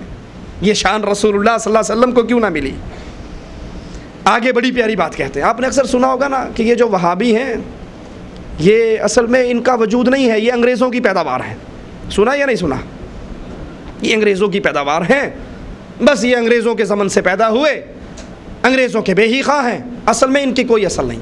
حالانکہ ہماری اصل کب سے ہے؟ جب سے محمد رسول اللہ ہے۔ اللہ کے نبی نے فرمایا تھا ترکت فیکم امرین لن تضلوا ما تمسکتم بہما کتاب اللہ و سنتی، میں جا رہا ہوں تمہیں 2 چیزیں چھوڑ کر، ایک اللہ کا قرآن اور ایک رسول اللہ صلی اللہ علیہ وسلم کا فرمان۔ اللہ کے نبی نے کہا تھا عیسائیوں کے، یہودیوں کے 71 فرقے، عیسائیوں کے 72 فرقے میری امت کے 73 بنیں گے، کلہم فی النار، سب جہنم میں جائیں گے سوائے ایک ملت کے۔ صحابی پوچھتے ہیں اللہ کے نبی وہ کون ہے؟ فرمایا ما انا علیہ واصحابی، جس پر میں اور میرے صحابہ ہیں۔ صحابہ نے کس چیز کو تھاما؟ ایک اللہ کے قرآن کو تھاما اور ایک محمد جان رحمت کے فرمان کو تھاما، اور آج ان دو چیزوں کو کسی نے تھاما ہے تو وہ صرف اہل حدیث نے تھاما ہے، وہ صرف اہل سنت والجماعت نے تھاما ہے۔ کسی نے قرآن و حدیث کے ساتھ اپنے حضرت کے ملفوظات، کسی نے 4 امام نتھی کیے، کسی نے 12 امام نتھی کیے، کسی نے اس شیخ کو پکڑا، کسی نے اس شیخ کو پکڑا، لیکن اہل سنت نے اللہ کے فرمان، محمد رسول اللہ کے فرمان کے بعد کسی اور کی حاجت محسوس نہیں کی۔ جب سے اللہ کے رسول ہیں، جب سے صحابہ ہیں، اسی وقت سے اہل سنت ہیں، اسی وقت سے اہل حدیث ہیں۔ آئیے ذرا یہ نقطہ بھی صاف ہو جائے کہ اہل حدیث انگریز کی پیداوار ہیں۔ اصل میں انگریز کے خیر خواہ کون ہیں؟ صفحہ 79 پر لکھتے ہیں کہ آپ حضرات اپنی، رشید احمد گنگوہی اور ان کے اساتذہ، آپ حضرات اپنی مہربان سرکار کے دلی خیر خواہ تھے۔ سرکار کون تھی؟ انگریز کی حکومت تھی نا۔ تو کہتے ہیں حضرت اپنی مہربان سرکار کے دلی خیر خواہ تھے۔ چند روز کے لیے لوگوں نے ان کے درمیان تفریق تو کروانا چاہی، لیکن وہ کامیاب نہ ہو سکے، اور یہ اپنی قوم کے سب سے زیادہ دلی بہی خواہ تھے۔ یہ تو انگریزوں کے خیر خواہ تھے، اسی لیے جب دارالعلوم کی 100 سالہ جشن منایا تو اس کا صدر مہمان خصوصی کس کو بنایا؟ اندرا گاندھی کو، کیونکہ سرکار کے بہی خار تھے، سرکار کی موافقت چاہیے تھی۔ آئیے وہ علم جو خاص غیب کا علم، خاص اللہ کی صفت ہے، یہ صفحہ 85 ہے۔ یہاں پر فرماتے ہیں مولوی ولایت حسین کی روایت ہے کہ حکیم صاحب جو اعلیٰ حضرت کے مرید امبالہ کے رہنے والے بندہ کے ساتھ سفر حج میں شریک تھے، فرمانے لگے جس زمانے میں مولانا گنگوہی جیل خانہ میں بند تھے، اعلیٰ حضرت صاحب ایک دن فرمانے لگے میاں کچھ سنا کہ مولوی رشید احمد کو پھانسی کا حکم ہو گیا۔ کسی نے آ کر حضرت کو اطلاع دی کہ حکومت نے رشید احمد کو پھانسی کا آرڈر جاری کر دیا۔ خدام نے عرض کیا کہ حضرت کچھ پتہ نہیں، ابھی تو کوئی خبر نہیں آئی۔ فرمایا ہاں حکم ہو گیا چلو۔ یہ کہہ کر اٹھے، باہر آئے، اور برسات کا زمانہ تھا۔ مغرب کے بعد اعلیٰ حضرت اور میں اور غالباً مولوی مظفر حسین کاندھولوی 3 آدمی چلے۔ شہر سے تھوڑی دور نکل کے اعلیٰ حضرت گھاس کے قدرتی سبز مخملی فرش پہ بیٹھ کے کچھ دیر سکوت فرما کر گردن اوپر اٹھائی اور فرمایا پھر چلو، مولوی رشید احمد کو کوئی شخص پھانسی نہیں دے سکتا۔ یہ غیب کی خبر کس نے بتا دی؟ یہ اطلاع کس نے دی؟ آئیے ذرا قرآن حکیم سے پوچھتے ہیں۔ قرآن حکیم تو بیان کرتا ہے انی اعلم غیب السماوات والارض واعلم ما تبدون وما کنتم تکتمون۔ وہ ایک اللہ ہے جو زمین و آسمان کے ہر غیب کو جانتا ہے، اور وہ جانتا ہے جو کچھ تم چھپاتے ہو، وہ جانتا ہے جو کچھ تم ظاہر کرتے ہو۔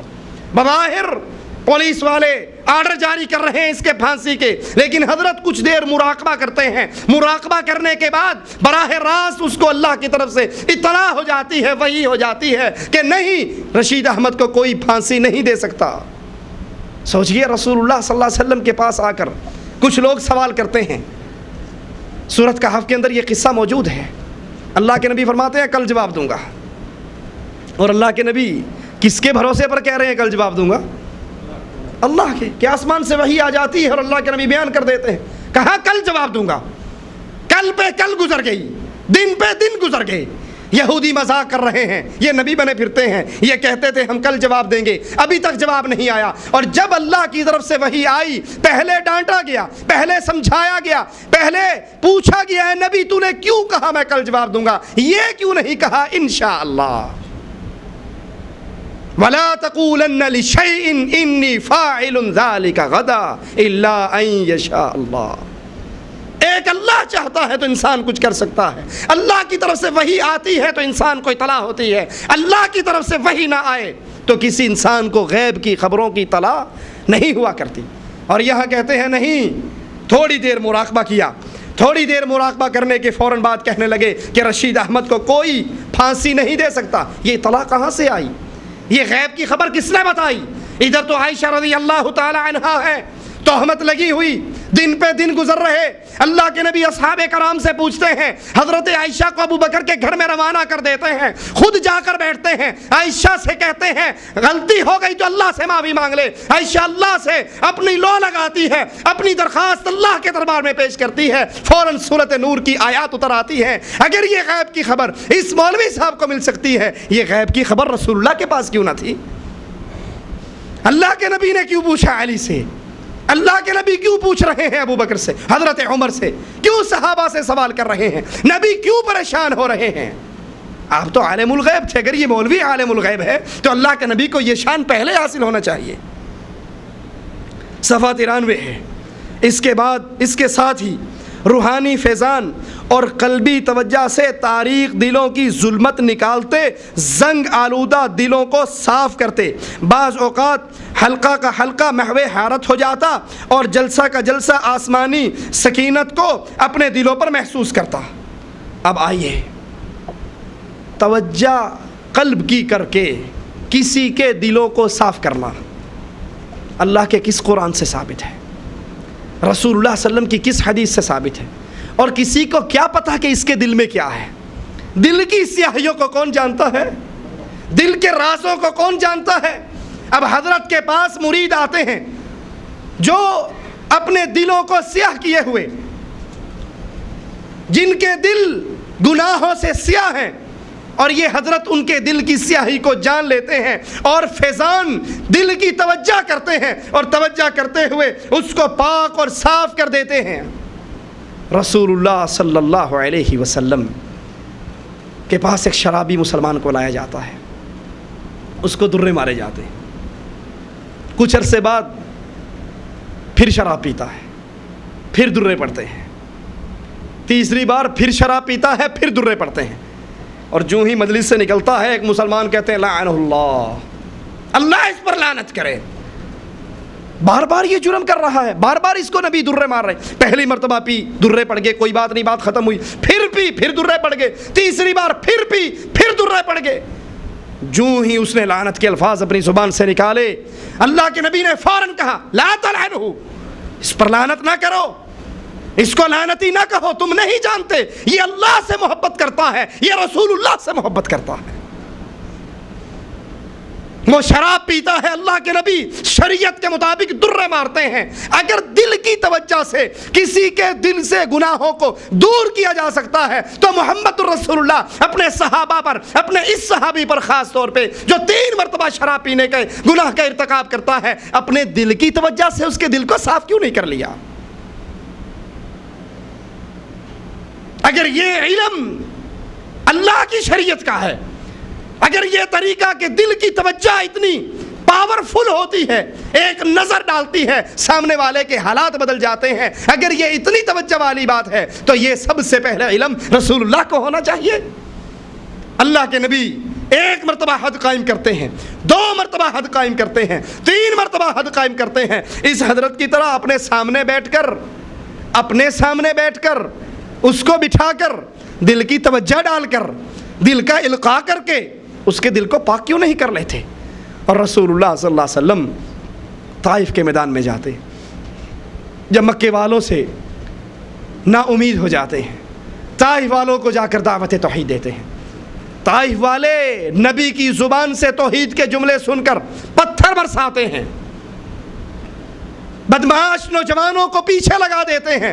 अगर ये दिल इतनी बड़ी ताकत है, इसके अंदर इतनी कुव्वत होती है कि दिल की तवज्जो से दूसरे के दिलों की हालत को बदल दिया जाता है, तो अल्लाह के नबी ने अहले ताइफ के सामने बैठकर अपनी दिल की तवज्जो से उन सारे ताइफ वालों के दिलों को क्यों ना फेर लिया? जब उनके ऊपर पहाड़ों का फरिश्ता उतरा, जिब्राइल आए, अल्लाह के नबी इजाज़त दीजिए, ये पहाड़ों का फरिश्ता मेरे साथ है, अहले ताइफ पर इन पहाड़ों को उठाकर डालकर पीस के रख दें। अल्लाह के नबी ने कहा नहीं, अल्लाहुम्मा हदी कौमी फ़इन्नहुम ला यअलमून, ऐ अल्लाह मेरी कौम को हिदायत दे दे, मेरी कौम मेरे मकाम को नहीं जानती। जिब्राइल, मैं रहमत बनकर आया हूँ, मैं रहमतुल लिल आलमीन हूँ, इन्होंने मुझे मारा है, कोई बात नहीं, मुझे अल्लाह से उम्मीद है इन मारने वालों की पुश्तों से जो नस्ल निकलेगी वो ज़रूर ला इलाहा इल्लल्लाह का इकरार करती रहेगी। तो आपने बैठकर दिलों से वहाँ तवज्जो क्यों नहीं कर दी? اور پھر یاد کر لیجئے رسول اللہ صلی اللہ علیہ وسلم کا فرمان، من کذب علی متعمدا، جس نے جان بوجھ کر اللہ کے نبی علیہ الصلاۃ والسلام پر جھوٹ باندھا وہ اپنا مقام جہنم بنا لے۔ اب صوفیہ اپنے حال کا ثبوت دینے کے لیے نبی پر بہتان باندھ رہے ہیں۔ یہی صفحہ 93 ہے۔ فرماتے ہیں ایک حدیث آئی جس کا مضمون یہ تھا، حضرت صلی اللہ علیہ وسلم ممبر پہ چڑھ کر خطبہ شروع کیا اور کیف کے اندر، کیف ایک حالت ہے نا ان صوفیہ کی، کیف کے اندر آ کر ادھر ادھر جھومتے رہے، جس سے یہاں تک اندیشہ ہوا خدا نخواستہ آپ ممبر سے گر نہ جائیں۔ نبی تقریر کرتے ہوئے اتنے جھومے، کبھی ادھر جھومے کبھی ادھر جھومے کہ ڈر لگا کہیں نبی صلی اللہ علیہ وسلم گر نہ جائیں۔ اس پر مولوی روشن خان صاحب بولے کہ حضرت یہاں سے تو حال ثابت ہو گیا اور وجد کا پتہ لگ گیا۔ تو رشید احمد گنگوہی یہ سن کر مسکرائے اور کہا جی ہاں بالکل، یہ حال جو صوفیوں کو پڑتا ہے، یہ وجد جو صوفیوں کو پڑتا ہے، جس میں حال میں آ کر وہ اپنے کپڑے اتار دیتے ہیں، کہکے مارتے ہیں، رونے لگ جاتے ہیں، الٹی سیدھی حرکتیں کرتے ہیں، وجد کے اندر آ کر وہ کچھ کہہ جاتے ہیں۔ اشرف علی تھانوی ایک مجذوب کے وجد کا قصہ لکھتے ہیں کہ وہ جب وجد میں آتے ہیں، انہوں نے خنجر اپنے پاس رکھا ہوتا ہے، کہتے ہیں آج اپنا نام اس نے رب العالمین رکھا ہوا ہے۔ ارواح ثلاثہ میں یہ قصہ ہے۔ اس خبیث کا نام، اشرف علی تھانوی کے اس پیر کا نام کہتے رب العالمین تھا۔ وہ وجد میں آتے، خنجر اٹھاتے، کہتے آج رب العالمین کو، رب العالمین سے ملنے کا اشتیاق ہوا ہے، کوئی درمیان میں رکاوٹ نہ کرے۔ فوراً پیٹ میں ڈالا، خنجر مارا، پورا پیٹ پھاڑ دیا، انتڑیاں باہر نکل گئی۔ بہن بیٹھی بھی رونے لگ گئی کہ میرا بھائی تو مر رہا ہے۔ اس کے رونے کو دیکھا، ساری انتڑیاں اٹھا کے دوبارہ پیٹ میں ڈالی اور یہاں سے پیٹ ملا دیا، ایسی الفی لگی دوبارہ ٹھیک ہو گیا۔ یہ وجد جو صوفیہ کی عادت ہے، یہ حال جو شیطان کی طرف سے انہیں پڑتا ہے، اس کے ثبوت کے لیے نعوذ باللہ ثم نعوذ باللہ رسول اللہ پر الزام لگاتے ہوئے کہ اللہ کے نبی بھی ممبر پہ کھڑے ہوتے، آپ پر حال طاری ہوتا، آپ پر وجد طاری ہوتا اور ممبر پہ ایسے جھومتے رہتے۔ حالانکہ نعوذ باللہ ثم نعوذ باللہ نبی کے بیان کے تو دو ہی طریقے حدیث میں آتے ہیں۔ آپ اتنا دھیما بولتے، بعض دفعہ اپنی بات کو 3 دفعہ دہراتے، یا اتنے جوش کے اندر کلام کرتے کہ آپ کا چہرہ سرخ ہو جاتا۔ جھوم کر، لے لگا کر، حال میں آ کر، وجد میں آ کر اللہ کے نبی کلام کریں، یہ اللہ کے رسول صلی اللہ علیہ وسلم پر بہتان ہے، یہ اللہ کے نبی صلی اللہ علیہ وسلم کی توہین ہے۔